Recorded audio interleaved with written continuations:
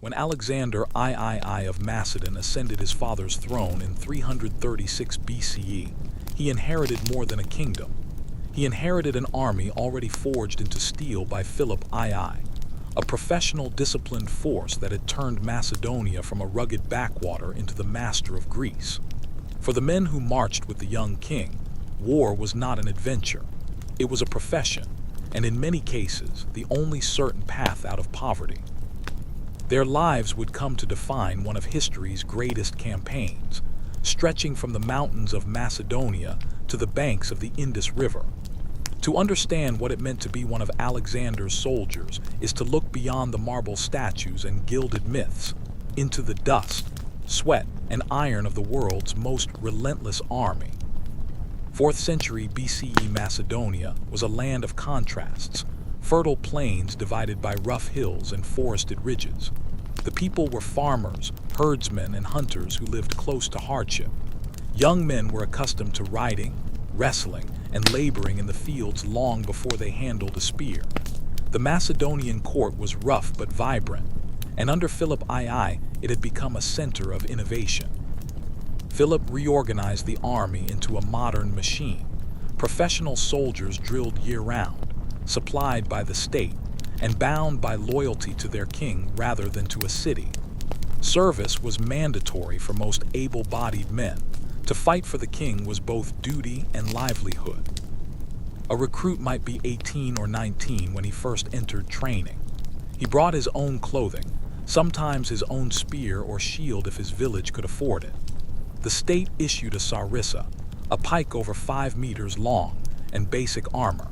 From the beginning, he learned to march in close formation, to hold his weapon steady while standing shoulder to shoulder with comrades, and to obey orders without hesitation.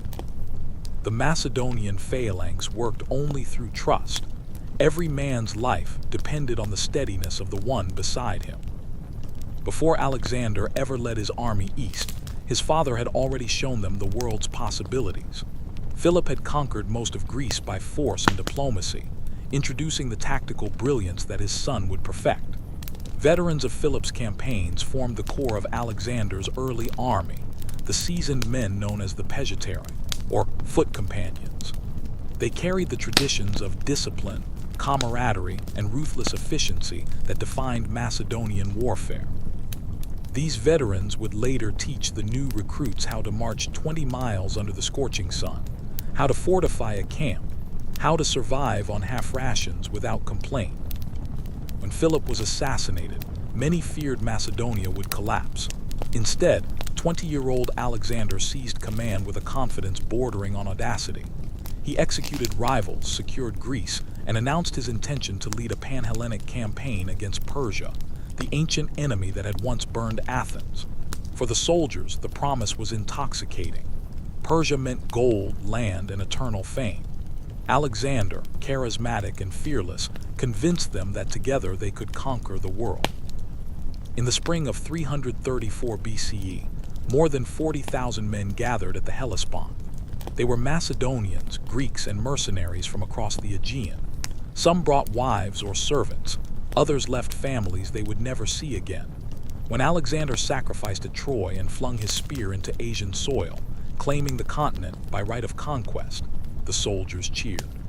None yet knew that the march ahead would last 11 years and cover 20,000 miles. Each man swore loyalty to the king personally, not to republic or general. Oaths were sacred, sealed by sacrifice to Zeus and Ares. Discipline was absolute. Desertion or cowardice meant death. Yet Alexander inspired obedience less by fear than by example. He shared their rations, fought in the front line, and rewarded bravery publicly.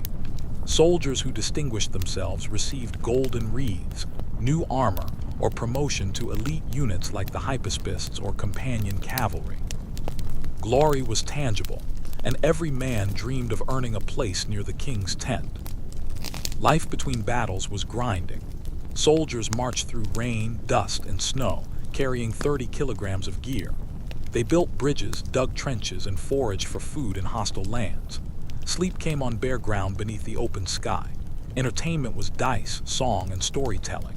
They lived on coarse bread, onions, dried meat, and wine watered down to prevent spoilage. Yet morale was sustained by the belief that Alexander's victories would make them rich men and immortal names in history. Their world revolved around him, a god in the making, the embodiment of Greek arete, valor, and excellence. To march under Alexander was both an honor and a burden. The army that crossed into Asia was no ragged levy of conscripts, but a professional force born from Philip II's reforms and hardened by decades of war. To understand what it meant to become one of Alexander's soldiers, we must look at how men were drawn into service, how they were trained, and how discipline welded them into a single living weapon. Philip's time, every able-bodied Macedonian freeman owed military service to the crown. Many had already fought in Thrace, Illyria, or Greece before Alexander's accession. Others joined for pay or plunder, attracted by the steady wages of a professional soldier, 3 obols a day, with bonuses after victories. For peasants from the stony uplands, soldiering offered both income and adventure. The king's recruiters rode from village to village, announcing musters and inspecting youths for strength and health. Those chosen were gathered into training camps near Pella or Amphipolis, where months of drilling began. Foreigners also filled the ranks. Greek hoplite mercenaries sought employment wherever pay was reliable, and Alexander kept many of them for their discipline and armor. Light-armed troops came from Thrace and Illyria, men skilled with javelin and sling. As the campaign advanced, even Persians, Egyptians, and Indians would later be enlisted. But in the beginning, the army was still proudly Macedonian at its core, bound by language, custom, and faith in the Argead line. The heart of the army was the phalanx, a wall of men 16 deep bristling with long pikes called sarissas. To wield such a weapon required unnatural coordination. Each soldier's pike overlapped the next, forming 5 projecting points beyond the front rank. Drill masters shouted commands measured to rhythm. Advance, lower, raise, wheel. Hours each day were spent perfecting formation on uneven ground. The phalangite learned to trust not sight but instinct, the feel of his comrade's shield pressing against his own, the cadence of the drums, the surge of collective motion. Armor varied by rank and wealth. The typical infantryman wore a linen cuirass stiffened with glue and metal scales, bronze greaves on his shins, and a simple helmet crested with horsehair. His small round shield, the pelta, hung by a strap on his left shoulder so that both hands remained free for the sarissa. Training included conditioning, running in armor, climbing, swimming rivers with gear bound to inflated goatskins. Weakness was despised. A soldier who lagged was mocked or flogged. The goal was endurance, not comfort. Beside the phalanx stood the companion cavalry, an elite corps drawn from Macedonian nobility. They trained from childhood to ride and fight as a single wedged behind their king. To a common soldier, these horsemen were dazzling figures, plumed helmets, polished cuirasses, and purple cloaks fluttering behind them. Yet Alexander expected no less of them than of any infantryman. They charged directly into the thick of battle at his side. Between foot and horse stood the hypaspists, the shield-bearers. They were hand-picked veterans, agile and disciplined, acting as a link between cavalry and phalanx. Their training emphasized versatility, scaling walls, storming gates, fighting in tight quarters. Service among them was a mark of distinction, achieved through bravery proven in earlier campaigns. Drill instilled not only physical skill but a mental state, a readiness to obey instantly. In camp, life was governed by trumpet calls and strict routines. At dawn the men rose, cleaned weapons, and assembled for inspection. Officers checked every sarissa for cracks, every strap for wear. After breakfast came hours of formation practice, then weapons work, javelin throwing, or mock combat. Afternoons were spent digging ditches or building palisades.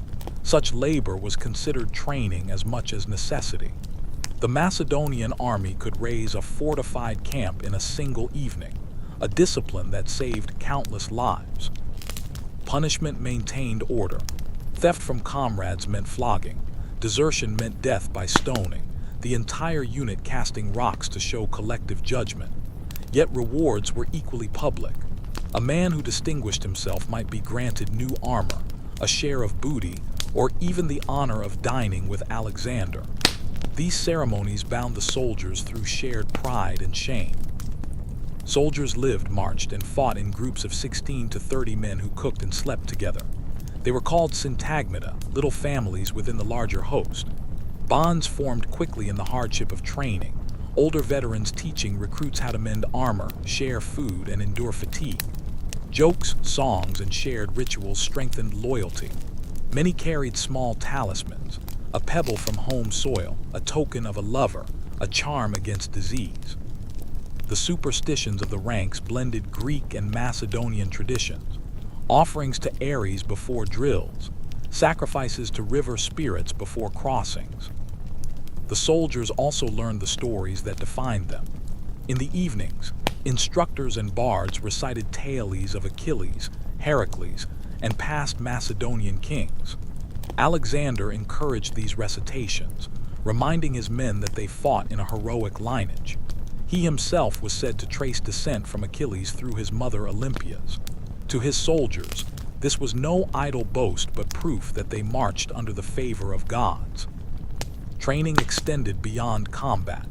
Each unit practiced setting up camp in formation, for every night on campaign could become a battlefield.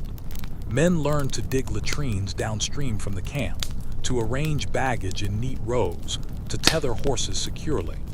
Foraging teams were trained to live off the land without alienating local villagers, though discipline sometimes failed and plunder was frequent. Supply officers calculated rations, ensuring that each man carried at least 3 days' grain and a small handmill to grind it. The army also maintained engineers, specialists in siegecraft, bridge building, and carpentry. Ordinary soldiers rotated through these teams to learn basic skills, cutting timber, constructing battering rams, and assembling catapults. The Macedonian soldier had to be both warrior and laborer, ready to fight by morning and build by afternoon. Obedience was the foundation of Macedonian success. Orders passed swiftly down a hierarchy of officers, taxiarchs, lochagoi, and decadarchs. In battle, the sound of trumpets and the flash of standard banners conveyed movement commands. Each man was trained to respond without hesitation. Confusion meant slaughter. Veterans told recruits that the phalanx was like a beast, each soldier a single scale on its hide. Only united could it move and strike. This ethos created remarkable cohesion. When Alexander later asked his army to march through deserts or charge elephants, they obeyed because obedience had become instinct. Even grumbling mutineers at the Hyphasis River would acknowledge that the king's leadership had earned that trust through shared hardship. Before deployment, priests and seers performed sacrifices to read omens. The soldiers watched the smoke of burning entrails, believing its direction foretold success or failure. Favorable signs brought cheers, unfavorable ones bred unease. Alexander respected these rituals but often overruled them, claiming personal connection to Zeus and Heracles. For the common man, however, faith provided courage. He might whisper prayers to his household gods before sleep, asking to see home again, even as he dreamed of glory. By the spring of 334 BCE, the army's training was complete. Camp discipline had fused thousands of individuals into a single force of unparalleled precision. The men were lean, scarred, and confident. As they gathered at the port of Pella to embark for Asia, the clang of arms and the rhythmic beat of drums echoed across the harbor. Veterans boasted that the Persians would scatter before them. Novices gazed eastward with awe.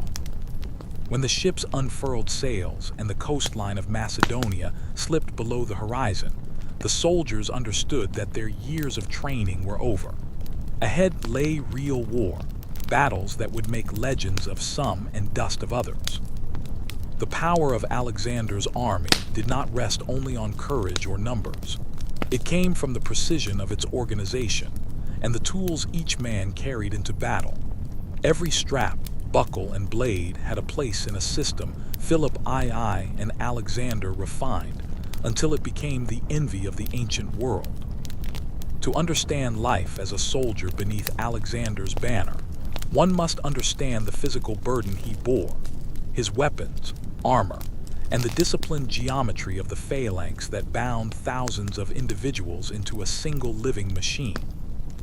A Macedonian infantryman marched beneath the weight of his trade. His gear easily exceeded 30 kilograms, sometimes more in foreign climates where extra rations or water had to be carried. The load was divided between defense, offense, and survival, armor, arms, tools, food, and personal effects. Over his left shoulder hung a small round shield, the pelta, suspended by a strap so that both hands remained free for the pike. On his right hip rested the xiphos, a short, leaf-shaped sword of iron for close fighting, once the long pike became useless in the crush. Across his back or slung along his arm he bore the sarissa, the symbol of Macedonian might. Crafted from tough cornel wood and joined by an iron sleeve at its center, it could reach 6 meters in length. Balancing and wielding such a weapon required months of practice. In a phalanx, 5 ranks of pikes projected beyond the front line, a thicket of spearheads glinting like a field of wheat in sunlight. To face it was to face a wall of death. His armor reflected both function and hierarchy. Veterans or officers might own bronze cuirasses embossed with lions or gorgons, but most foot soldiers wore lighter linothoraxes, corselets of glued and stitched layers of linen reinforced with bronze scales or leather. These were cooler in the eastern sun and allowed greater movement when marching or digging. Helmets varied from simple conical shapes to the ornate Thracian type with cheek guards and crest. Bronze greaves shielded the shins. Thick sandals or half-boots protected feet blistered from endless roads. Beneath it all hung a woolen tunic, often the soldier's only comfort against heat by day and cold by night. Possession of equipment came with strict responsibility. A man's weapons were his life. Neglect was a punishable offense. Each evening after the march, soldiers inspected pikes for cracks and swords for rust. Oil was applied to bronze and iron. Leather was dried beside the fire, and damaged gear was repaired by camp smiths. Quartermasters kept spare sarissa shafts bound in bundles on wagons. Armorers followed the army like artisans in a city, recycling the metal of enemy spoils and reforging it for Macedonian use. Alexander himself led by example. Chroniclers record that he personally inspected the arms of his companions before major engagements, rejecting dull blades or loose straps. To the soldiers, such attention symbolized equality in hardship. They took pride in gleaming helmets and well-kept shields, believing that an orderly appearance reflected inner discipline. A dirty man fights a dirty battle, officers would say. Cleanliness was not vanity but morale. The sheer size of the sarissa made transportation a constant problem. On the march, soldiers divided it into 2 halves joined by the metal sleeve when battle neared. Even so, its length tangled easily in dense terrain. When crossing rivers or climbing mountains, the men carried it upright like a standard, the points glittering against the sky. To master such a weapon required extraordinary coordination. Training had taught them to lower and raise pikes in unison, the movement rippling down the line like wind through reeds. The effect on an enemy was psychological as much as physical, a moving forest advancing with terrifying silence until the crash of impact. Each soldier in the phalanx depended on the man to his left. His shield overlapped half his neighbor's body, his right hand alone gripped the sarissa. A broken line meant death. Veterans drilled recruits relentlessly to hold formation even when wounded or blinded by dust. They practiced on flat fields, on slopes, and in mock assaults against wooden walls. Trust the line, instructors barked. Not your eyes. Discipline became reflex. When Alexander ordered the phalanx to wheel or advance, thousands of pikes. Order within such a vast host required constant enforcement. Alexander's officers maintained strict discipline tempered by fairness. Theft, cowardice, or desertion could mean death, but the king was known for mercy toward repentant men. Punishments were often public, a flogging before the ranks, or a fine paid in gold.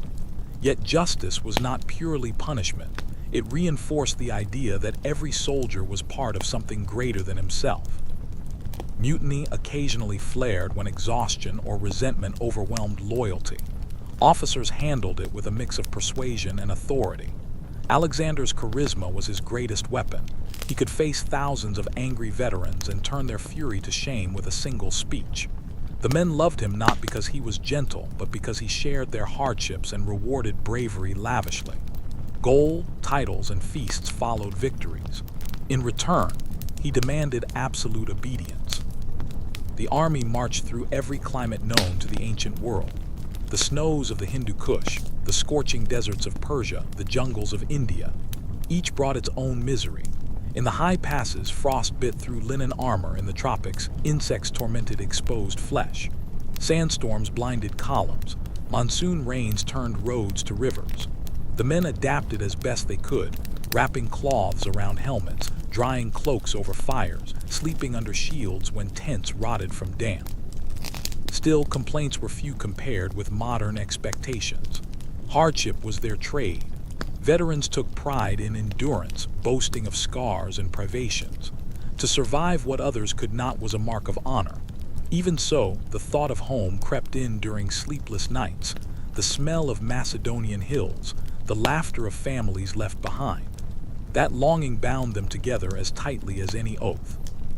Through months of monotony and bursts of terror, the soldiers forged bonds deeper than friendship. Men who shared bread and blood became brothers. They carried one another when wounded, buried comrades with care, and spoke their names in whispered remembrance. When a soldier fell, his closest companions took his gear, promising to send it home if they ever returned. Graves were marked with small stones or wooden tablets carved with a name and hometown, fragile memorials scattered across Asia. This brotherhood transcended language and origin. Greek mercenaries, Thracians, and Persians found common cause in survival. Over years, they ceased to think of themselves as foreigners. They were simply Alexander's men. Their loyalty was not only to the king, but to one another, the only constant amid endless miles of dust and blood. To the historian, Alexander's conquests seem a sequence of brilliant strategies. To the soldier, they were a blur of days, marching, digging, waiting, bleeding. Triumph and misery were intertwined. He saw cities burn, friends die, empires fall, yet he also saw wonders. The pyramids of Egypt, the palaces of Persia, the vast rivers of India. Each experience changed him. When he looked at the night sky from some foreign plain, he knew he had walked farther than any Macedonian before him. Pride, fear, exhaustion, and awe, these were his companions. When the soldiers of Alexander left Macedonia in 334 BCE, few imagined they would not see home for over a decade. They marched to avenge Greece against Persia, to win plunder, and to follow a young king barely 22 years old who promised them immortality through conquest. What awaited them was a succession of triumphs and terrors that would stretch from the Hellespont to the deserts of Egypt. The story of those early campaigns was as much the soldiers as the kings, a test of endurance that forged a generation of men into living legends. The invasion began with a symbolic act. At dawn, the fleet of 160 ships carried the army from Europe to Asia. As they neared the Asian shore, Alexander hurled a spear into the sand, claiming the land as won by the sword. The soldiers cheered, their oarsmen striking rhythm on the water. To many, the crossing felt like stepping into myth. The poets said that Achilles had sailed from the same coast toward Troy. Landing on the beach, the men knelt and offered sacrifices to the gods and to the spirit of Troy itself. It was the first time most had seen Asia. Before them stretched unfamiliar fields, strange cities, and the distant promise of wealth beyond imagination. Yet every soldier knew that Persia was no weak foe. Stories of its massive armies, hundreds of thousands strong, filled their dreams with both dread and excitement. The first test came swiftly at the Granicus River. The Persians had gathered cavalry and Greek mercenaries on the far bank. The soldiers could see the glitter of armor across the water. Some officers urged caution. The river was deep, its banks steep. But Alexander would not delay. He ordered the attack at once. The men waded into the cold torrent, water reaching their chests, shields raised above their heads. Arrows hissed down. Horses slipped on the rocks, men stumbled, but the Macedonian formation held. The king himself led the charge, his white-plumed helmet flashing amid the chaos. From the opposite bank, the Persian cavalry thundered forward, only to meet the unbreakable hedge of Sarissas. The phalanx pushed, step by step, until the enemy line collapsed. For the soldiers who survived, it was a moment of exhilaration. They had faced the Persian Empire and triumphed. The field was littered with bodies, the river red with blood. Alexander walked among the fallen, recognizing familiar faces, friends and companions lost in the first victory. The dead were buried with honors. The living received spoils and silver crowns. To them, the Granicus was proof that no force could stand against the Macedonian phalanx. The march continued eastward through the rugged lands of Asia Minor. Cities opened their gates, terrified by the fate of those who resisted. Yet not all was glory. The roads were mountainous, supplies scarce, and summer heat relentless. Many men suffered from thirst and disease. Still, the promise of plunder drove them on. In Sardis, the treasure houses of the old Lydian kings yielded a fortune of gold. Each soldier received a share, a small weight of shining coin that bought loyalty as well as comfort. During the siege of Halicarnassus, the men faced their first prolonged test of patience. The city's high walls and Persian fleet made it a formidable challenge. Soldiers dug trenches, built rams, and endured constant sorties from defenders. Weeks turned to months. Arrows darkened the air by day, fires lit the sky by night, but discipline held. When at last the walls fell, the army stormed the breach with fury, and Halicarnassus burned. The men looted what they could before Alexander ordered restraint. His authority was growing absolute. Even in victory, he demanded control. From the mountains of Phrygia, the army turned south, at Gordium. Alexander cut the famous Gordian knot, a symbol that he was destined to rule Asia. The soldiers saw it as an omen. Their king's destiny was unstoppable. Spirits were high, though the hardships of the road were constant companions. When winter came, they bivouacked in rough shelters, surviving on stored grain and whatever they could hunt. Stories around the fires spoke of home, of families, of the riches that awaited them when Persia fell. Crossing into Cilicia, the men encountered scorching plains and pestilential swamps. Many fell ill. Even Alexander nearly died of fever at Tarsus. His recovery was celebrated as divine deliverance. For the soldiers, it was another sign that their king's life was bound to theirs, that if he survived, so would they. In 333 BCE, the army met Darius III himself at the Battle of Issus. The Persian host stretched across the plain, vastly outnumbering the Macedonians. To the soldiers, it seemed they faced an ocean of men and chariots.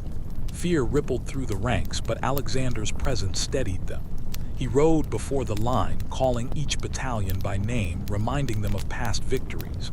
His words were simple: "Fight for me, and the world is ours." The clash was brutal. Arrows fell like rain. The phalanx advanced knee-deep in mud. When Darius's scythe chariots charged, the men opened their ranks to let them pass, then closed again, spears thrusting into horses and drivers. On the right wing, Alexander led the companion cavalry in a decisive charge straight at Darius. The Persian king fled, abandoning his family and treasure. The sight of his flight broke the enemy's will. By nightfall, the field was strewn with the dead. Victory brought unimaginable spoils. The soldiers entered the Persian camp, finding gold, silk, and jewels beyond anything they had known. Yet many were more struck by the sight of Darius's wife and daughters, treated with dignity by Alexander. To his men, this mercy was another kind of power. It showed that their king was not merely conqueror but ruler of men's hearts. Songs of Issus spread through the ranks, telling how a small army shattered an empire. After Issus, the army turned south along the coast. Most cities surrendered, but Tyre, proud island fortress of the Phoenicians, defied Alexander. For 7 months, the soldiers toiled to conquer it. They built a causeway half a mile long across the sea, working waist deep in water under constant arrow fire. Engineers raised towers taller than the city's walls.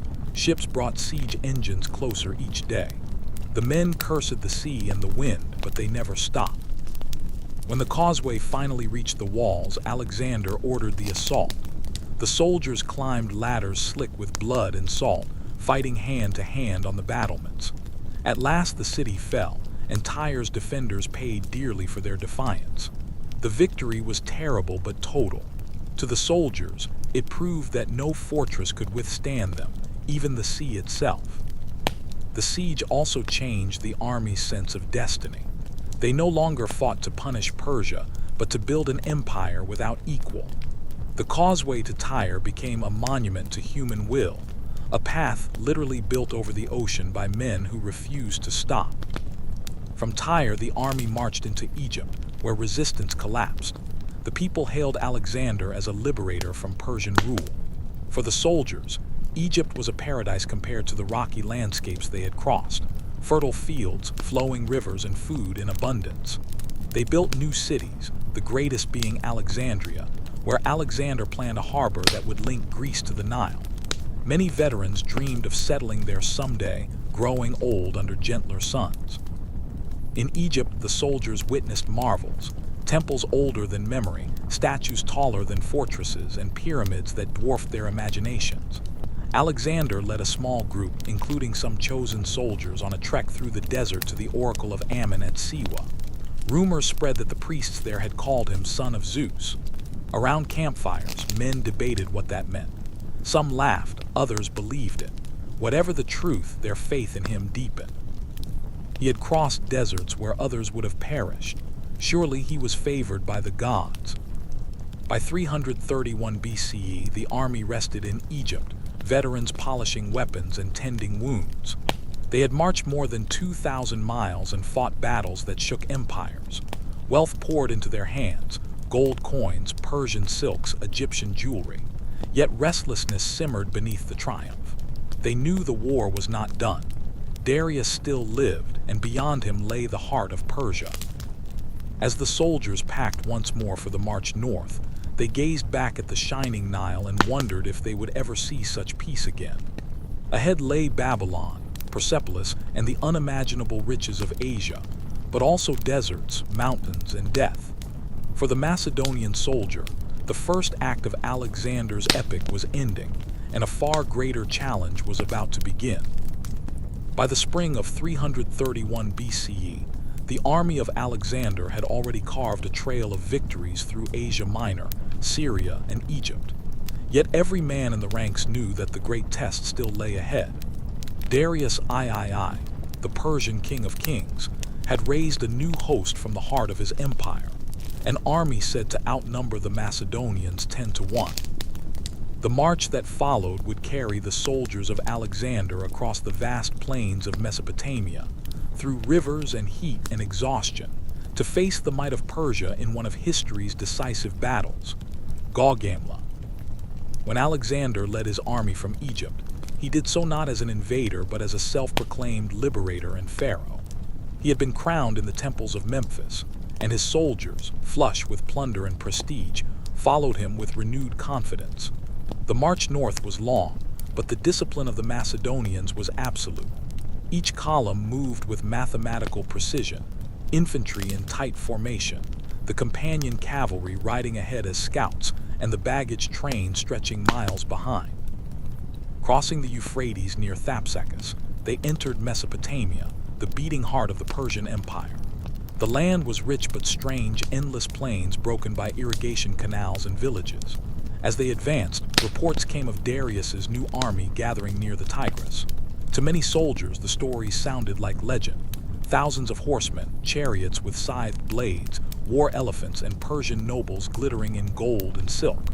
Around the fires at night, they whispered about the coming battle. Some feared that their luck was spent, others burned for glory. For all of them, this was the campaign that would decide their fates. Alexander advanced cautiously. Scouts rode ahead to locate the Persian host. The soldiers were ordered to rest during the heat of the day and march at night, avoiding exhaustion under the Mesopotamian sun. Rations were measured carefully. each man receiving a fixed amount of barley and dried meat, supplemented by whatever local food could be found. The logistics of the army were astonishing. Tens of thousands of men and animals moving as one organism, sustained by a chain of supply that stretched back to the Mediterranean. On September 30th, 331 BCE, they came within sight of the Persian camp near Gaugamela, a wide plain chosen by Darius himself. The field had been cleared and leveled to favor the Persian chariots. To the Macedonians, it looked like an ocean of tents and banners, hundreds of thousands of soldiers, their armor glinting like mirrors in the sun. For the first time, even Alexander's veterans felt a chill of uncertainty. That night the army camped within striking distance. The king ordered silence and offered sacrifices to the gods. According to the historians, Alexander slept peacefully while Darius kept vigil in fear. The soldiers took comfort in that. They knew that their king's courage was real. He had shared every hardship they had endured. When dawn broke, they tightened their belts, polished their armor, and prepared to march into history. The morning of October 1st, 331 BCE, dawned clear and windless. Dust already hung in the air as the Persian lines began to move, an immense, shifting sea of men, horses, and chariots. From his position at the head of the phalanx, Alexander surveyed the field. His soldiers formed ranks as they had been trained to do 100 times before. The sarissas leveled in perfect unison, shields overlapping like scales of iron. Every man knew his place. Every step would be taken in rhythm. On the Macedonian right, Alexander placed himself with the companion cavalry, the elite force that had never yet failed him. On the left, Parmenion commanded the Thessalian horse, holding the line against Persian cavalry. Between them stretched the phalanx, the immovable heart of the army. When the Persians advanced, the ground trembled. Scythed chariots raced forward, their blades flashing in the sun. The Macedonian ranks opened like a gate, letting the chariots pass harmlessly through, then closing again to spear the drivers where they stood. Behind them, the Persian infantry charged, but they met a wall of sarissas, the air filled with the metallic hiss of impact and the cries of men. Then Alexander saw his chance. Spotting a gap in the Persian left flank, he spurred his horse forward, leading the companions in a slashing diagonal attack. Dust and arrows filled the sky as they drove straight for the Persian center, straight for Darius himself. Panic rippled through the Persian lines as the royal chariot wheeled in retreat.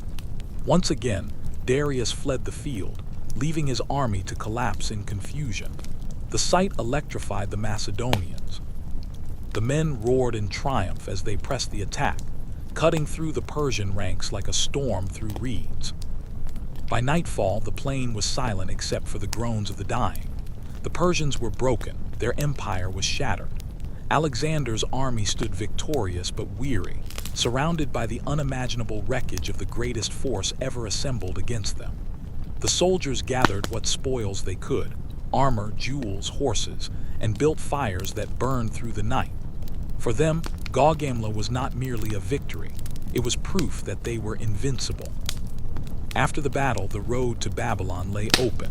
The city jewel of the east surrendered without resistance. As the army approached its towering walls, the soldiers gaped at the scale of it. Massive gates of bronze, temples that glittered with gold, and streets wide enough for chariots to pass abreast. The people welcomed Alexander as a liberator, throwing flowers and incense before the marching columns. To men who had known only dust and blood, Babylon was paradise. The king distributed vast treasures to his soldiers. Every man received silver, new arms, and the right to rest. For weeks, the army feasted and celebrated. Markets overflowed with Persian luxury, spices, silks, and exotic animals.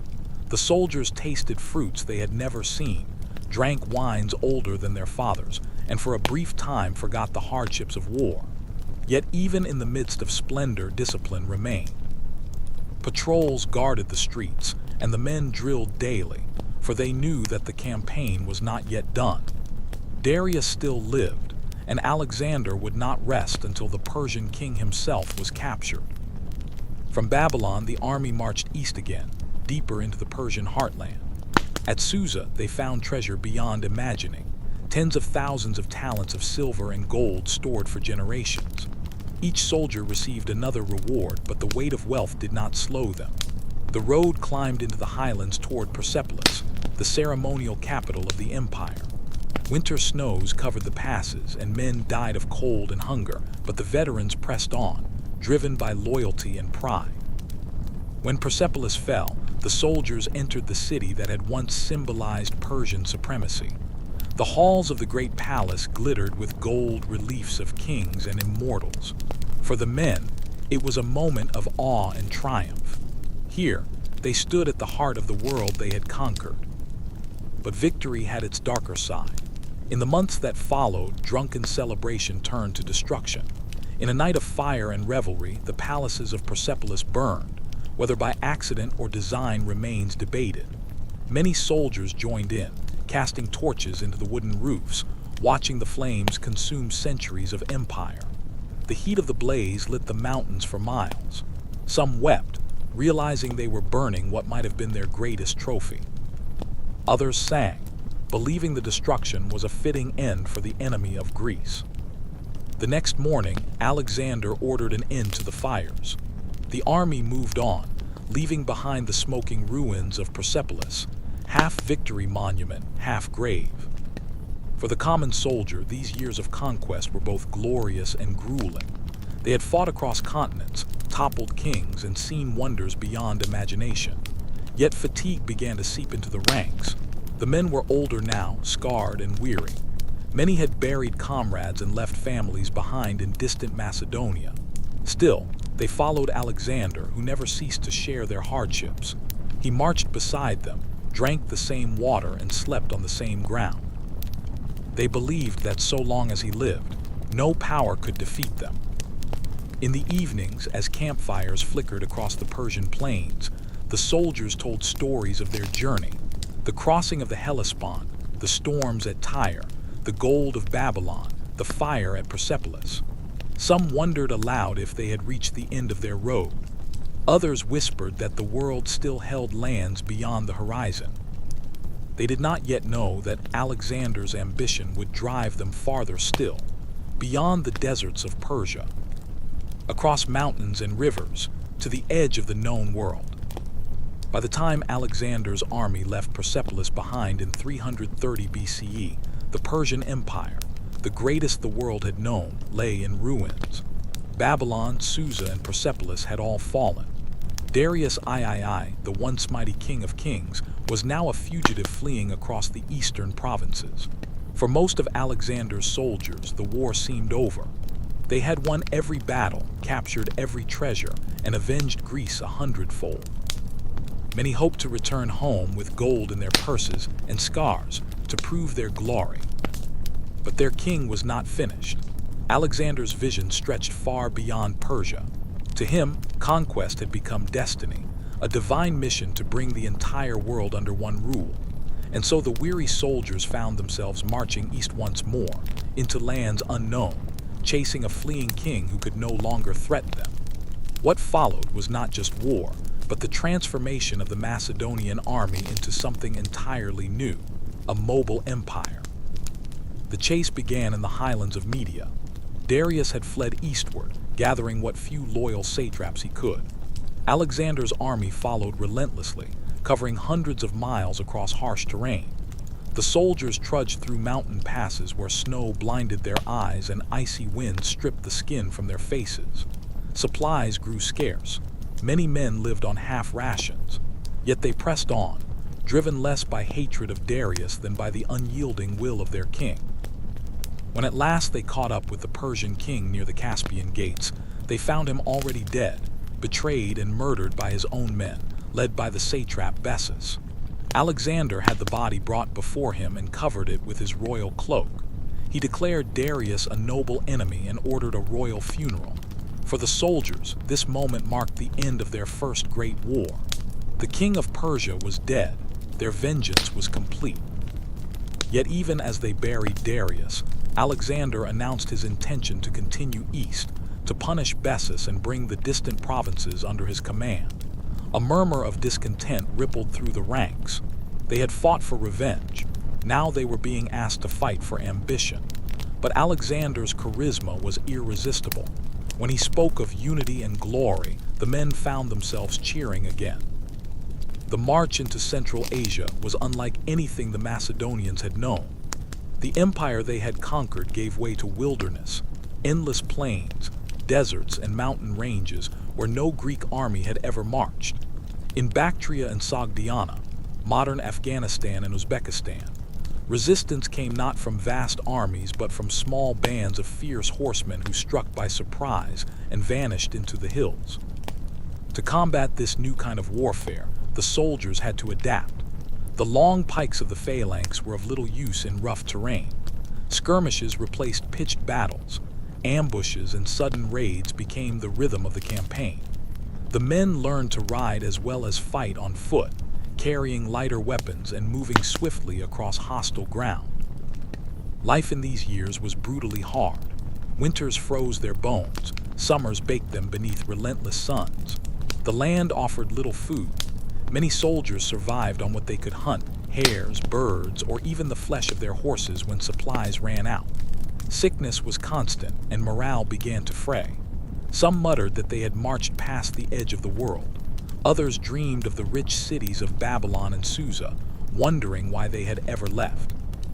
Despite the hardship, Alexander's genius for leadership never waned. He kept his army together by alternating war with creation. In Bactria, he founded Alexandria Esche, the farthest Alexandria, a city on the Jaxartes River meant to mark the limits of his empire. The soldiers, exhausted from months of fighting, were ordered to build its walls and streets. Many grumbled, but the work brought a strange sense of purpose. They were no longer mere destroyers, but builders of civilization in foreign lands. Around the new city rose farms, garrisons, and markets. Local tribes traded with the Macedonians, bringing food and livestock. Slowly, the soldiers began to see that they were part of something greater than plunder, a new world being shaped in their name. Alexander encouraged marriages between his officers and local women, a gesture that shocked the veterans but hinted at his vision of unity between. By 327 BCE, the Macedonian army had crossed mountains, deserts, and empires. They had marched farther than any Western army before them, from the Aegean to the heart of Asia. Yet Alexander's ambition still burned. He spoke now of India, a land of elephants, vast kingdoms and riches surpassing Persia itself. For his soldiers, the thought of one more campaign filled them with both awe and dread. They had become legends already, but they were also men, scarred, homesick, and weary of war. The march into India would be their greatest and final test. The descent from the Hindu Kush into the Punjab was like stepping into another world. After years of dust and cold, the soldiers found themselves in a land of steaming forests and heavy rains. Rivers wider than any they had ever seen cut through the plains, teeming with crocodiles and strange fish. The air buzzed with insects. The sun scorched their helmets by day, and the humidity soaked their tents by night. As they advanced, local tribes resisted fiercely. Fortified towns rose from the jungle, defended by warriors armed with bows, long swords, and even elephants.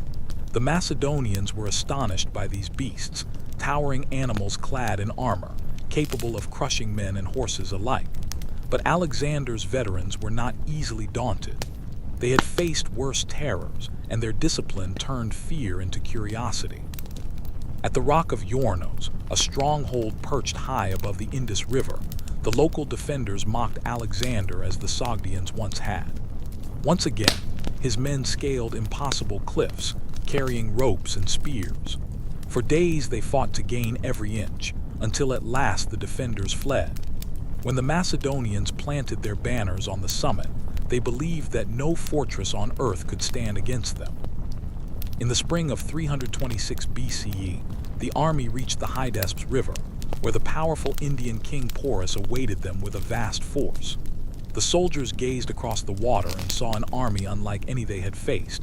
Elephants in ranks, their tusks gleaming with iron, chariots drawn by 4 horses, and thousands of brightly armored infantry. The river itself was a formidable barrier, swollen by rain and swift as a flood. To cross it under such conditions seemed madness. But Alexander's genius lay in turning the impossible into the inevitable. He marched his army up and down the river for days, feinting at multiple points to confuse the enemy. Then, one stormy night, he led a chosen force across in secret, several miles upstream. The soldiers waded through chest-deep water, lightning flashing overhead, clutching their weapons to their chests. When they reached the opposite bank, soaked and freezing, they formed ranks without hesitation. Dawn revealed them to the astonished Indians, and the Battle of the Hydaspes began. The battlefield was chaos, rain, mud, and thunder blending with the roars of elephants and the clash of steel. The Macedonians, trained for order, faced an enemy who fought with overwhelming noise and movement. Elephants charged, trampling men beneath their feet, their riders hurling javelins from above. The soldiers thrust their sarissas into the animals' flanks, while archers aimed at the drivers. Some elephants, maddened by pain, turned on their own lines. Alexander himself led the cavalry in a sweeping attack against Porus's flank. The two kings, one Greek, one Indian, fought with unmatched courage. When Porus's horse was killed under him, he continued to fight on foot, towering above his men. The soldiers who saw him later said that no man had ever looked more kingly in defeat. By nightfall, the Indian army was shattered. Thousands lay dead. The survivors fled into the forest. Porus, wounded and captured, was brought before Alexander. When asked how he wished to be treated, he replied, "As a king." Alexander, moved by his bravery, restored his kingdom and made him an ally. The soldiers, though awed by Porus's courage, could not hide their exhaustion. The battle had been hard won, but at terrible cost. The rain-soaked field was littered with corpses, men, horses, and elephants alike. For the Macedonians, Hydaspes was victory at the edge of the world. After the battle, the army rested for weeks. They built a new city, Nicaea, to commemorate their victory, and another called Bucephala in honor of Alexander's beloved horse, who had died during the campaign. But the king's mind was already turning farther east. He spoke of crossing the great Ganges River, where even mightier kingdoms were said to exist. To his men, this was madness. They had marched for 8 years without pause, through mountains, deserts, and jungles. Their boots were rotting, their armor rusting, and their spirits worn thin. Yet Alexander's dreams could not be contained. He summoned his generals and ordered preparations for the march eastward. The soldiers obeyed, but resentment grew. Around the campfires, veterans whispered that the king no longer knew the limits of men. They had given him the world, and still he wanted more. When the army reached the Hyphasis River, modern Bias, they found it immense, wider than any they had ever seen, flowing toward an unknown horizon. Scouts returned with reports of endless kingdoms beyond, each defended by countless warriors and thousands of elephants. The men's hearts sank. To march farther would mean marching into oblivion. For the first time, the army refused to advance. They gathered around their officers and spoke openly of their exhaustion. They had followed Alexander for a decade, through every hardship, but now their strength was spent. They longed to see their homes again, to rest, to live, to grow old in peace. The mutiny was quiet but firm. The men simply would not move. Alexander was furious. For 3 days he tried to persuade them, offering speeches, promises, and even threats. He reminded them of their victories and the glory that awaited them if they conquered the entire East. But the soldiers stood silent, their faces grim and determined. When he realized that no words could move them, he withdrew to his tent and shut himself away for 2 days. At last he emerged, his expression calm but cold. He announced that he would march on alone if necessary, that those who wished to stay behind could do so in shame. But no one moved. Silence filled the camp. Finally, Alexander relented. He sacrificed to the gods, declaring that their omens forbade further advance. The order was given. The army would turn back. The soldiers wept with relief. For the first time, they had defied their godlike king, and he had yielded. But beneath their joy lay unease. They had seen Alexander's face when he gave the command. It was not defeat that marked him, but sorrow. His dream of conquering the entire world had been broken not by enemies, but by the limits of human endurance. The retreat was no easy return. Alexander decided to explore the great Indus River and secure the lands they had conquered. The soldiers built a fleet of ships and sailed downstream, fighting their way through hostile tribes. In one fierce battle at the Malian city, Alexander was struck by an arrow that pierced his lung. For a time, his men believed he was dead. When he reappeared days later, pale but alive, the army erupted in cheers and tears. Many swore that he was more than mortal, that no weapon could kill him.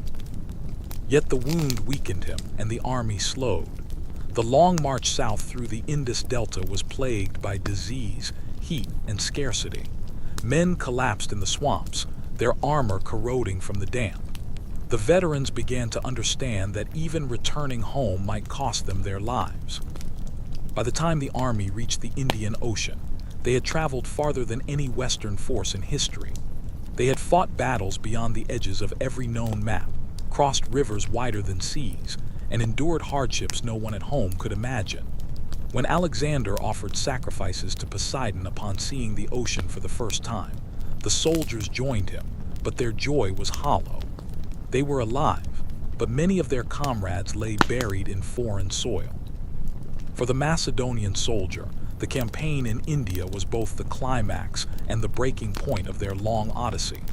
They had followed their king to the ends of the earth, and now they had finally reached them. The return journey, through deserts and death, still awaited, but so too did the strange realization that even Alexander's power had limits. After the mutiny at the Hyphasis River, Alexander the Great faced the most difficult decision of his career: how to bring his men safely home. They had spent nearly a decade in Asia, conquering empires, crossing mountains, and founding cities. Now, burdened with loot, captives, and exhaustion, they began their return journey, not through the safe northern routes they knew, but through one of the harshest landscapes on Earth, the Gedrosian Desert, modern Makran, spanning parts of Pakistan and Iran. It was a choice that would test their endurance more than any battle ever had. Alexander decided to divide his forces. Part of the army, along with supplies and loot, would sail by sea under the command of Nearchus, one of his most trusted officers. The rest, tens of thousands of soldiers, camp followers, and pack animals, would march overland through Gedrosia. Alexander's reasoning was partly strategic.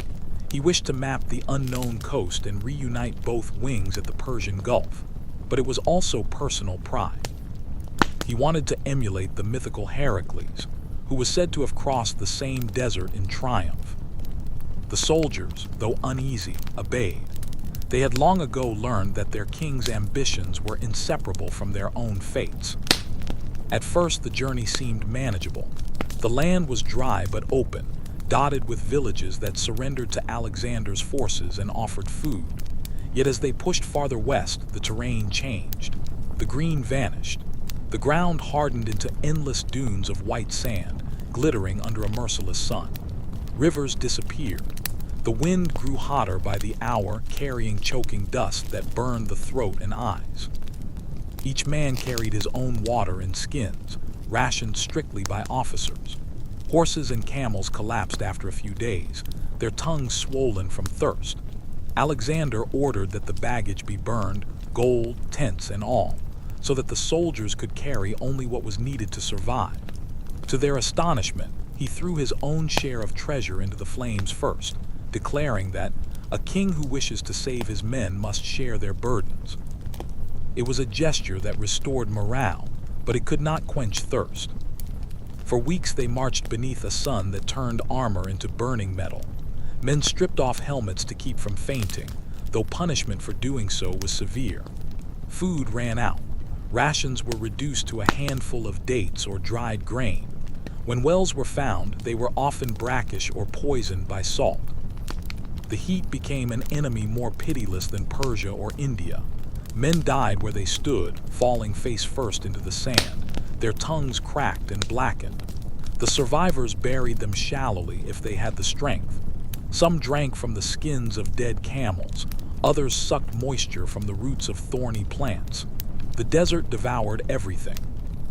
Alexander refused to ride while his men walked. He marched beside them, sharing their hunger and thirst. Once, when a small cup of water was brought to him after hours of searching, he poured it onto the sand before the eyes of his soldiers. "There is no water for one man while others thirst," he said. The act rekindled their loyalty. Even half dead, they lifted their heads and pressed on. Still, the desert showed no mercy. The columns stretched for miles, winding like pale snakes across the burning plains. At night, the temperature plunged, and men who had baked all day now shivered under the cold stars. The cries of the dying echoed across the dunes. Worse still, the soldiers, wives and children, many had married in Asia, suffered beside them. Alexander ordered special care to the men who had marched beside him. Alexander was more than a commander. He was a symbol of shared suffering and ambition.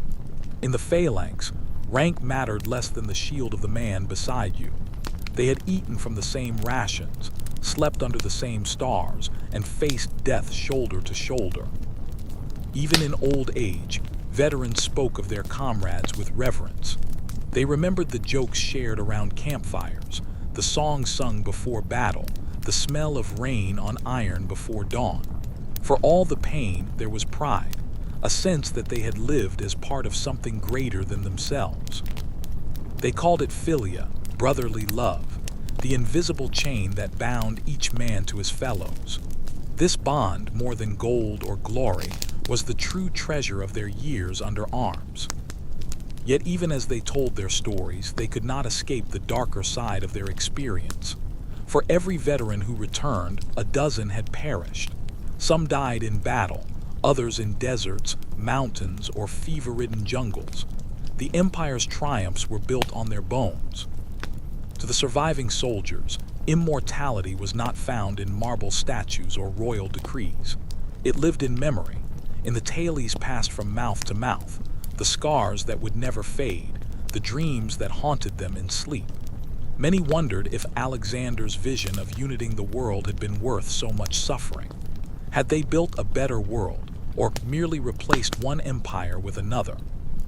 Some believed it had been worth it. We followed a man who was greater than all others. One old soldier is said to have told his grandson, "If the gods had sent him again, I would follow him still." Others simply shook their heads. "We marched too far," they said. "The world was not meant to be conquered by one man." In the centuries that followed, the name of Alexander echoed across continents. Romans studied his campaigns and called him the ideal general. Medieval kings invoked his legend to justify their own wars. Poets turned his life into epic, and philosophers debated his virtues and vices. But behind the myth stood the men who had made it possible. Without their discipline, courage, and loyalty, there would have been no empire, no legend, no Alexander. Each phalangite who held his ground at Gaugamela, each cavalryman who charged beside the king at Issus, each engineer who built bridges over the Indus, they were the true architects of his fame. In their endurance lay the foundation of everything that came after. They proved that ordinary men, bound by faith in a single vision, could change the shape of the world. Time eroded the monuments, cities crumbled, and kingdoms rose and fell. Yet the story of Alexander's soldiers endures. Historians study their tactics, artists imagine their battles. The echo of their footsteps still rings through the corridors of time. In every generation, there are those who look to their example, the courage to follow a dream beyond reason, to endure hardship for a cause greater than self. The Macedonian army, though long vanished, remains a symbol of human willpower stretched to its furthest limit.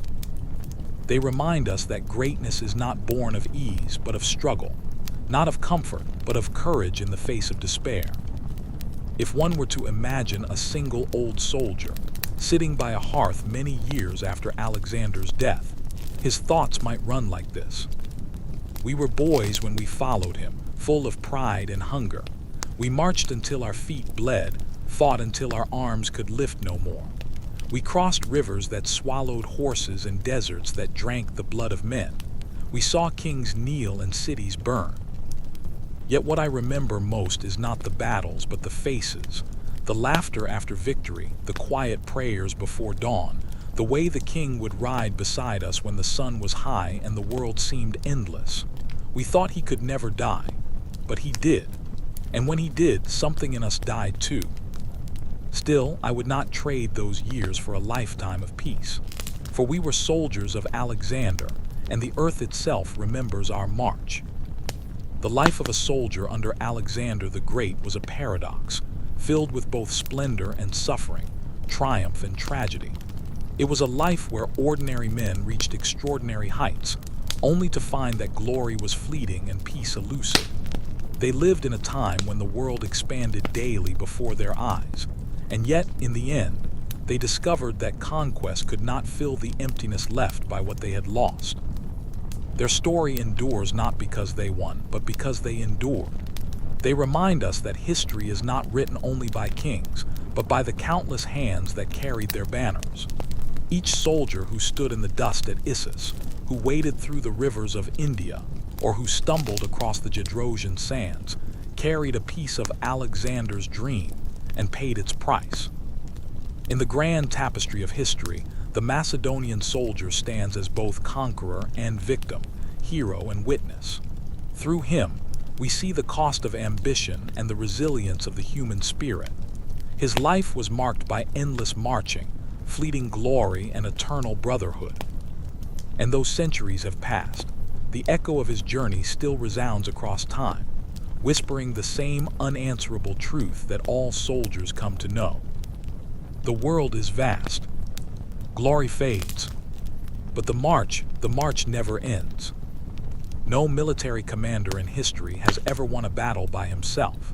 To be successful, he needs the support of a well-trained army who will follow him regardless of the cost, whether it be a stunning victory or hopeless defeat. One need only read of Leonidas as he bravely led his 300 Spartans to inevitable defeat at Thermopylae. History has had its share of skilled leaders: Julius Caesar, Hannibal, and later Napoleon. However, all three of these men must pay homage to a single individual and his army. Alexander the Great conquered most of the known world of his time. From his father, King Philip of Macedonia, he inherited a versatile, well-trained army unlike anything that had ever existed. United in a single purpose, they fought as one. Alexander recognized this and is quoted as saying, "Remember, upon the conduct of each depends the fate of all." Although he owes much of his success to his father's foresight, the young king's achievements in battle can be traced back to the origin of the hoplite phalanx of early Greece. Around 700 BCE, the cities of Corinth, Sparta, and Argos created a close-ordered battle formation that became known as the phalanx. The reason for this development was due in part to a changing Greece. Greece was emerging from a dark period in its history, the troubling times of the poet Homer. There was the emergence of the polis or city-state, and the expansion of colonies founded as near as Ionia and as far away as Sicily. With trade and the Greek world expanding, for political and economic reasons, each city had to learn to defend itself. Two powerful city-states rose to dominate Greece. While Athens would become a naval power, Sparta easily emerged as the atypical military city, initiating a strict code of conduct with intense military training for every male citizen. It was the birth of the citizen warrior. Every citizen was required to defend the city in the event of war. Although a Spartan boy learned enough to be literate, more importantly, he learned how to endure pain and to conquer in battle, in essence to fight as a unit, not as an individual. The city itself was like an armed camp. This intense training became evident when Greece was invaded by the Persians under the command of Darius I, and later his son Xerxes. The new soldier was a hoplite, named for the hoplon, his shield. For additional protection, he wore a helmet, most often the Corinthian style, covering most of his face except for a T-shaped opening that exposed his eyes, nose, and mouth. Unfortunately, It did not allow for peripheral vision. Philip would replace this with a Phrygian helmet that allowed for better hearing and visibility. The hoplite wore greaves to cover his calves, a molded cuirass that shielded his torso, as well as a long, pleated tunic that protected his abdomen and groin. For a weapon, he carried a thrusting spear of 5 to 8 feet in length. The army marched in a close-ordered formation, or phalanx, where each hoplite carried his shield in a manner that protected his left side and his neighbor's right. This new style of fighting was primarily offensive, advancing in a line into the center of the opposing enemy. When Philip II became king of Macedonia in 359 BCE, he inherited an army that was relatively ineffective. He immediately initiated a series of military reforms. Together, Alexander and his father would create an army unlike anything the ancient world had even seen. Previous wars, such as the Persian and Peloponnesian War, had demonstrated that the old ways were no longer dependable. Philip took a poorly disciplined group of men and turned them into a formidable army.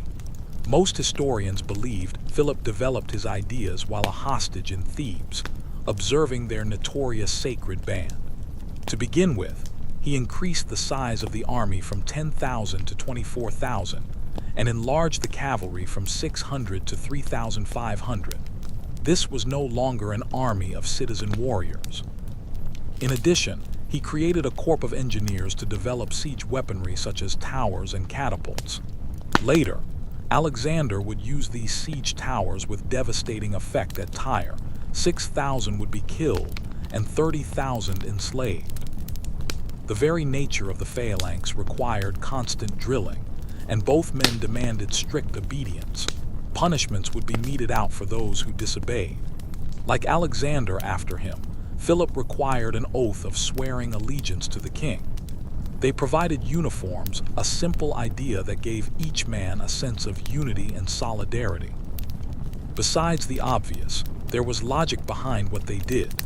Each soldier would no longer be loyal to a particular province or town, as now he would be loyal only to the king. The battle-hardened men who fought for Philip and Alexander had to remain dedicated to his king and the glory of Macedonia. This loyalty and restructuring became evident at Philip's victory over Athens and Thebes, with the help of an 18-year-old Alexander, at the Battle of Chaeronea, a battle that demonstrated the power and authority of Macedonia. Philip completely restructured the army. The first order of business was the reorganization of the phalanx, providing each individual unit with its own commander, thereby allowing for better communication. The fundamental fighting unit became the taxes, which usually comprised 1,540 men and commanded by a taxiarch. Every taxis was broken into distinct subdivisions. A taxis was composed of 3 lachi, each commanded by a lachegos, or 512 men apiece. 32 decas, a line of 10 men, later 16, made up each lachi. Each man occupied only 2 cubits of space until actual battle, when he used only 1 cubit. Next, Philip changed the principal weaponry from the hoplite spear to the sarissa, an 18-20 feet pike. It had the advantage of reaching over the much shorter spears of the opposition. Obviously, the length of the sarissa made it difficult to handle, demanding both strength and dexterity. The hoplite now became a pejotary or foot companion. Like his predecessor, he, too, carried a shield or aspis similar to the hoplon, but due to the size of the sarissa, one had to use both hands. It was carried by a sling over the shoulder. Besides the sarissa, each man possessed a smaller double-edged sword or ziph for close-in-hand fighting. There was only one drawback to the phalanx. It worked best on flat, unbroken country. However, despite this disadvantage, Alexander used it with amazing success. In almost every campaign, the formation of Alexander's army remained the same. However, due to the nature of the field of battle, some changes were made at Hydaspes, where archers led the field against porous elephants. The pejotary were in the center. The hypaspists were to their right with the cavalry on either flank. Archers and additional lighter infantry served on outer flanks and in the rear. The Pejatere were indoctrinated to maintain ranks in all circumstances, although they were able to break smoothly when necessary. This was evident at Gaugamela against Darius' scythe chariots. In battle, the 5 front ranks lowered their sarissa parallel to the ground, while the rear ranks, usually wearing broad-brimmed a straw hat or kaja instead of helmets, carried theirs upright. As indicated earlier, to the right of these Pejatere were the far more mobile hypaspists, also called shield-bearers. Although not as heavily armed, carrying only a shorter spear or javelin, they served a special role in both Philip and Alexander's army. They were recruited for their skill and physique, requiring a special level of training. They were mostly from the peasantry of Macedon, and thereby had no tribal or regional affiliation, meaning they loyal only to the king himself. There were 3 distinct classes of hypaspists: the royal, who served as the bodyguards of the king, as well as guards at banquets and official events, an elite force known as the Argyraspids, and finally, the actual hypaspists corps. A special band of veterans within the hypaspists would become known as the Silver Shields. On both the right and left flanks were the cavalry. The cavalry was the army's main strike force and would make the decisive breakthrough of the enemy lines. This was evident at the battles of Granicus, Issus, and Gaugamela. There were 2 divisions of the cavalry, the Companion and the Prodromoi. The latter was the more flexible and versatile Balkan cavalry, which was used primarily as scouts. The Companion cavalry was the more important division, and was commanded at first by Philotas and later by Cleitus and Hephaestion. They were divided into 8 squadrons of 200 men each, and each man carried a 9-foot lance but wore little armor. Due to the extreme value of the cavalry, 1,000 horses would die at Gaugamela. A steady supply of extra horses was kept at all times. Of course, the most important of these squadrons was that of Alexander. Alexander and his royal companions always fought on the right, while Parmenio commanded the Thessalian cavalry on the left flank. Tactics remained simple. The Pejatere would hit the center of the opposing army in an oblique angle, while the cavalry would attack and punch holes on the flanks. As with the previously abandoned hoplite phalanx, the new army was designed to attack and remained a purely offensive weapon. While well-trained soldiers are always essential for success, an army needs capable leadership, and besides Alexander, the force that crossed the Hellespont had several capable officers, namely Parmenio, Perdiccas, Coeneus, Cleitus, Ptolemy, and Hephaestion. Alexander ran his army from the royal tent, where his war council would meet in a large pavilion. The tent also contained a vestibule, an armory, and the king's personal apartment. The tent was guarded at all times by a special detachment of hypaspists. Although he would always listen to the suggestions of his command staff, Alexander's decision was final. This was most evident before the battle at Gaugamela, when Parmenio and a number of other officers suggested Alexander attack Darius at night, which Alexander, of course, flatly refused. "I will not steal a victory." When he entered Asia, the young king brought with him 12,000 phalangists, 9,000 Pejatere, and 3,000 hypaspists. He also brought with him over 7,000 Greek infantry, most of which would be used to maintain conquered lands as garrison troops. While the army that crossed the Hellespont in 334 BCE was mostly Macedonian, there were others from all over Greece: Agrianians, Tribalians, Paeonians, and Illyrians. Since Alexander was also the head of the Legion of Corinth, a number of Greek states provided additional infantry, cavalry, and warships. Many of these mercenaries spoke a variety of dialects and came from provinces with a long history of ethnic tension. Luckily, this tension was kept to a minimum. After the defeat of Darius III at Gaugamela in 331 BCE, Alexander realized it was necessary to replace his force's depleted numbers, welcoming new recruits into his army, among which were a number of Persians, while some of his veterans were sent home. All new recruits, whether those arriving from Macedonia or others recruited from local provinces, were trained in the Macedonian style of fighting. However, an army, even one that was as well trained as that from Macedonia, could not have functioned as well without the capable leadership of Alexander. In his book Masters of Command, Alexander, Hannibal, and Caesar, author Barry Strauss composed a list of traits necessary for good leadership, and among them are judgment, audacity, agility, strategy, and terror. Alexander displayed all of these qualities. Although he would show respect for his enemy, as demonstrated after Issus, he was afraid of no one. He is quoted as saying, "I am not afraid of an army of lions led by a sheep. I am afraid of an army of sheep led by a lion." One of his remarkable abilities was to anticipate the strategy of his opponent, often drawing him onto the terrain of his choosing. Once again, this is most visible at Gaugamela.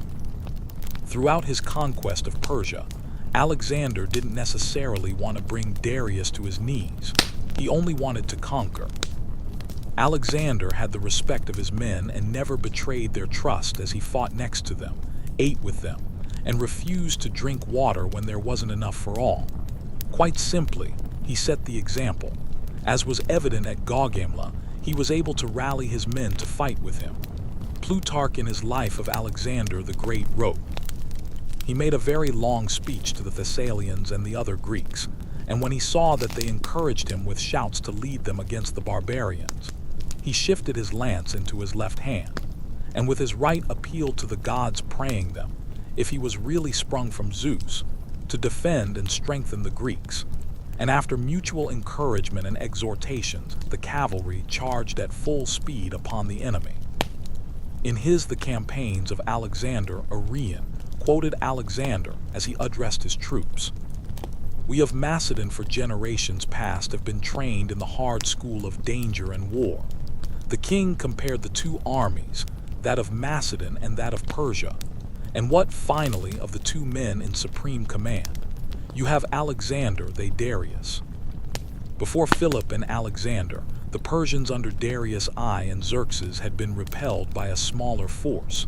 These men of Greece fought unlike anyone and anything the Persians had ever experienced. By the time of Alexander, the fighting force that took him across both Greece and Persia had been perfected. He crossed Asia into India, often fighting a force that outnumbered him. His use of the phalanx and cavalry, combined with an innate sense of command, put his enemy on the defensive, enabling him to never lose a battle.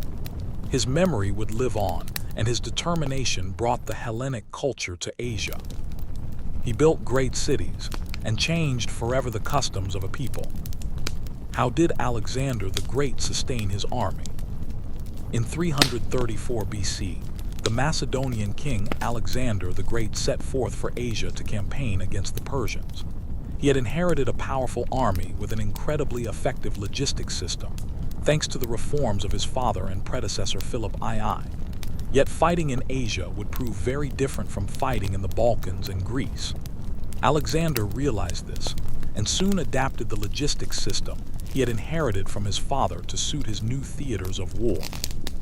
One area that gradually experienced improvement and alteration was the baggage train. Traversing the Persian Empire meant that Alexander needed to ensure his baggage train was well organized. He therefore placed in overall charge of the baggage train a transport officer, a skoidos. The skoidos would look after the baggage train's defenses, marching order, the welfare of the pack animals, and distributing supplies. It is believed Parmenion, Alexander's ill-fated second-in-command, filled such a role until his execution in 330 BC. One of the most critical factors for a successful baggage train was the welfare of the pack animals, and it is no surprise that this was one of the skoidos' main priorities. Although many items in Alexander's army were carried either by the troops or the servants, they were unable to carry other critical equipment such as hammocks, tents, firewood, loot, medical supplies, and perhaps each man's sarissa when they did not expect to be fighting. This was why his beasts of burden were essential. Just as for his father, horses and mules remained the predominant pack animals within Alexander's army, yet he would also incorporate another animal to carry supplies. Introduced into Alexander's army in either Syria or Egypt, the camel played a critical role in Alexander's conquests. It could carry more than either a mule or horse, able to transport 300 lb, 136 kg, of supplies over a long distance. A horse or mule in comparison could carry only 200 lb, 91 kg. Camels were also well suited for traversing arid terrain, having barely any limitations on what they could eat and drink if necessary. They were thus ideal baggage animals for Alexander's marches into the Persian heartlands and beyond, lands where the need for speed across harsh deserts was critical. Throughout his campaigns, horses, mules, and camels remained the engine of Alexander's Macedonian baggage train. Their speed and endurance were much greater than oxen, and this suited his desire for light, fast marches across harsh terrain. Continuously, he would recruit these animals throughout his campaign. They were then spread throughout his army to supply the men, animals being attached to every Decca's units. Yet Alexander could not maintain this highly mobile baggage train during the entirety of his campaign. At times, we hear of Alexander temporarily reintroducing carts into Alexander's army, most notably in Iran. However, just as Xenophon had before him, he soon had most of them burned to avoid them hindering his army in harsh terrain. A few carts inevitably remained and were tasked with transporting certain heavier essential items, siege machinery, and the wounded. Just as with the temporary reintroduction of wagons and the use of camels, Alexander would make one other critical change to the Macedonian baggage train as he advanced deeper into Asia. As he and his army marched further and further away from the Mediterranean, it became clear to Alexander's soldiers that it would be many years before they could see their wives and children again in Macedonia. Alexander therefore reversed one of Philip's keystone logistical decisions and permitted women once more to travel with the baggage train. Gradually, their number increased. Soon afterwards, Alexander even allowed his soldiers to marry captive women. Children soon followed, and the baggage train swelled in size. Although a radical change from his father's logistics system and one that undoubtedly slowed down Alexander's army, it was deemed necessary. Philip's ban had worked because he had fought in Europe. His men had been able to return home after each campaigning season to see their loved ones. Alexander's men could not. Nevertheless, even with this change, Alexander always prioritized traveling as light as possible. For him, speed and mobility was key. Although Alexander's baggage train experienced alteration during his conquest, the primary tasks of the Skoidos remained the same. Given the sparsity of replacements available in Asia, ensuring the welfare of the pack animals never lost its importance. But another equally important task was distributing rations to the troops. Grain products were the major staples of a Macedonian soldier's diet. Wheat, barley, and millet all were available throughout Asia and India. Not only were they easily portable, but once these products were dried, they could be stored indefinitely. From their ration, each soldier would use the grinding mills carried by the servants to create flour, and after that, make bread. It is also possible the Macedonians consumed grains in the form of biscuits and porridge. Yet the Macedonian soldiery did not live solely off grain products. Whenever possible, they would also eat dried meat, salted fish, and shellfish to supplement their diet. Meat, however, was rare, and more often the soldiers turned to various kinds of dried fruit such as figs and dates, both readily available throughout much of Asia. Each Macedonian soldier would carry his food rations. While he was on campaign, these rations would usually be enough for 10 days. If Alexander wanted his troops to conduct a swift march, then the food each soldier would take with him was usually pre-cooked, mostly biscuits, fruit, and if possible, salted meat. This lightened the soldiers' pack as they did not require cooking utensils. Regardless of a pack's weight, marching through Asia was undoubtedly hard work for a Macedonian soldier. Some even argue that the Persian Empire's terrain was Darius' greatest weapon. Its consistently hot climate, Countless deserts and extensive barren lands would have been extremely taxing for any Macedonian burdened with arms, armor, and a heavy pack. Indeed, it appears armor was sometimes even discarded to avoid discomfort during these marches. The requirement for sufficient calories and water was critical. Scholars assume that each Macedonian would need a minimum of 3 lb of grain products, the equivalent of nearly 1.5 kilograms of bread, as well as half a gallon of water to supply the troops in these conditions daily, some 3,600 calories. For the animals too, scholars have calculated the daily ration of food and water to be considerable. Horses and mules needed 8 gallons, 30 liters of water, and 10 pounds, 4.5 kg, of both grain and straw a day if they were to be kept in good condition. As for a camel, although the animal could survive multiple days with barely any water, the animal was most efficient if the Macedonians gave it 10 gallons, 38 liters of water a day. It would also require 10 pounds, 4.5 kg of grain and 25 pounds, 11.3 kg of straw. Alexander found himself tasked with ensuring his army maintained sufficient supplies. The fate of his conquest depended on it. Yet acquiring supplies was anything but easy. For most of his campaigning life, Alexander and his army traversed the various terrains of inland Asia, far away from seas and navigable rivers. Yet transporting supplies overland was difficult. There were few carts and pack animals available in many of these regions, and there was also the constant threat of banditry. Furthermore, most agricultural societies did not have a readily available surplus of food. Alexander did find a solution. A study by Donald Engels assessed how this was likely achieved. Having crushed the Persian king Darius in 2 major battles in Mesopotamia, Alexander's power and military prestige appeared irresistible. Many of the remaining Persian officials soon surrendered to Alexander. Alexander realized he could use this to solve his supply problem. He sent messengers to meet the officials to secure arrangements for the army's supply through their territory, on some occasions taking hostages to ensure the officials stuck to their side of the bargain. In this way, Alexander secured supply lines far in advance. Local officials did not always surrender to Alexander. In these cases, he took a different approach. He would not advance into the region with all his forces.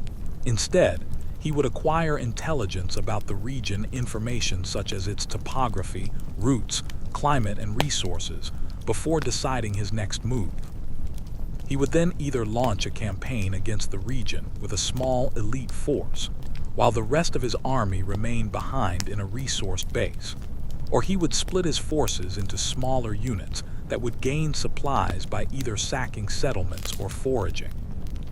During the winter months, when Alexander's army was stationary, Alexander ensured his forces remained in a heavily settled, fertile area, usually adjacent to either navigable rivers or ports from where they could more easily obtain supplies. Thanks to his forward planning and charisma, Alexander was able to find solutions to the lingering threat of supply problems throughout his conquests. There was, however, one occasion when this forward planning of provisions failed the Macedonian king. In 325 BC, Alexander headed back from India across the Gedrosian Desert. It proved the greatest logistical error of his life, costing thousands of lives. Some argue this devastating crossing occurred because of the man's pathos, his desire to outdo all before him, or out of revenge for his troops' earlier mutiny in India. Others believe Alexander simply made a mistake. Alexander had expected his army to be supplied by the navy, commanded by Nearchus, as it made its way along the coast. Yet monsoon winds delayed the fleet from leaving the harbor in India for months. The result proved devastating. Unsupported by Nearchus' supplies, Alexander and his army withered as they crossed the desert. By the end, perhaps as many as 75% of his force, mostly those in the baggage train, had perished. This was an exception in a campaign that otherwise epitomized logistical brilliance. One other area that truly epitomized this brilliance was Alexander's road building. Among his army were specialized surveyors and teams of road constructors. We hear Alexander tasked these men with clearing obstacles and constructing roads to aid his army through difficult terrain. Yet Alexander evidently intended these roads to have a much longer-lasting impact. Once finished, they not only aided the speed of Alexander's march, but they also greatly increased communication and the feasibility of overland travel throughout his territory. Supply depots were likely also constructed along these new roads. All this secured lines of supply and communication for the Macedonian army when on campaign. Alexander had intended to build a coastal road with intermittent ports stretching from Egypt to the Straits of Gibraltar to supply his future campaign in the west. Yet his untimely death at Babylon in 323 BC, aged only 32, brought a swift end to these plans. Alexander's campaigns required precise and advanced logistical planning unlike any previously seen. Its success was crucial and is a factor that is often overlooked. To be a soldier under Alexander the Great was to live at the edge of the known world, to march toward the horizon with nothing but iron discipline, dust, and ambition. The Macedonian army that carried Alexander from Greece to India was more than a military machine. It was a moving city of men hardened by war, hunger, and glory. They were bound by loyalty to their young king, who shared their dangers, slept on the same ground, and ate the same coarse bread. To march with Alexander was to live a life of exhaustion and exhilaration in equal measure, to be both witness and instrument to the creation of an empire that stretched farther than any before it.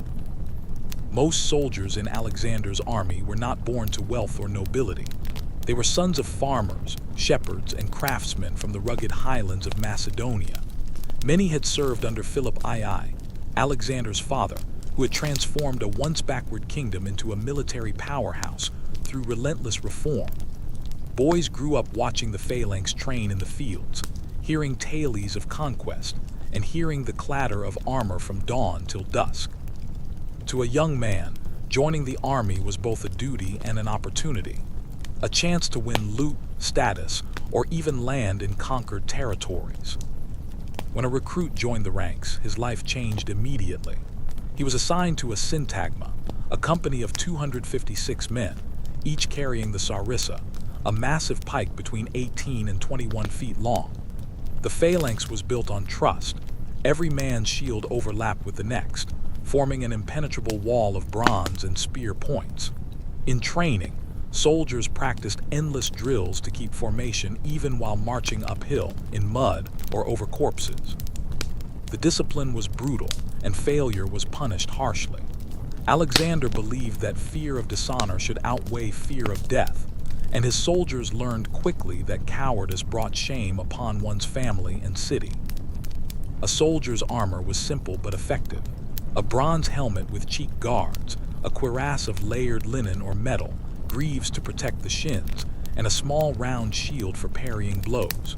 His kit also included a short sword xiphos and a dagger. Altogether, it weighed nearly 70 pounds, and soldiers marched in full gear for miles each day. Many had no tents, only cloaks to keep off rain or sun. At night, they slept on the ground beside their weapons, always ready for alarm. Despite the hardship, morale was high in the early years. Alexander himself inspired fierce loyalty. Barely out of his teens when he took the throne, he rode at the front lines, was first into the breach at sieges, and shared his soldiers' meals. He was fearless, and his courage was infectious. When rumors of his death spread after a battle, soldiers reportedly wept openly. They believed he was favored by the gods, and for many years victories seemed to prove it. Before crossing into Asia in 334 BCE, Alexander gathered his men at the Hellespont. He sacrificed to the gods and visited the tomb of Achilles at Troy, where he declared that he, too, would achieve immortal glory. To his soldiers, this gesture meant something profound. They were part of a story larger than themselves. They were not just fighting for plunder or pay, they were companions in a divine mission. As they boarded ships to cross into Asia Minor, the air was electric with anticipation. Many had never seen the sea before, let alone foreign lands. When they landed and Alexander cast a spear into the soil, claiming Asia as his own by right of conquest, the men cheered. None could have known that this would be the beginning of an 11-year campaign that would carry them across deserts, mountains, and rivers into lands no Greek had ever seen, and that only a fraction of them would ever see Macedonia again.